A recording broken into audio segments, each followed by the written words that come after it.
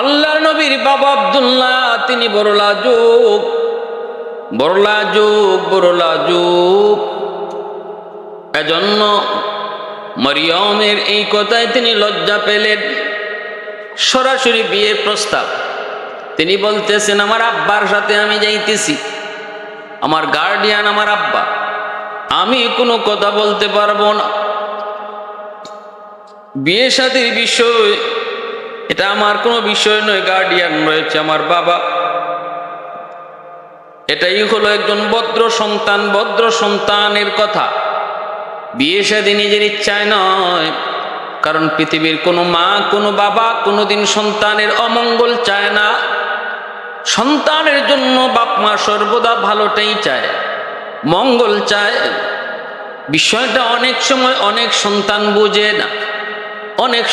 বুঝে না, মনে করে বাপ মায় মানতেছেন, কিন্তু মা বাবা সন্তানের ভালো চায় বিদায় কখনো মানে না, কোনোটা মানে না।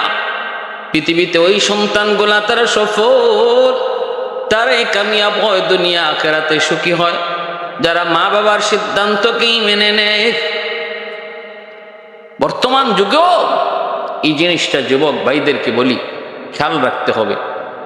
আমার পছন্দও যদি থাকে সেটাও বাবার সাথে মার সাথে শেয়ার করা, তাদেরকে না জানায়া তাদেরকে না বইলা নিজের পছন্দটাকেই বড় মনে কইরা যারা যা কিছু করে সব কিছু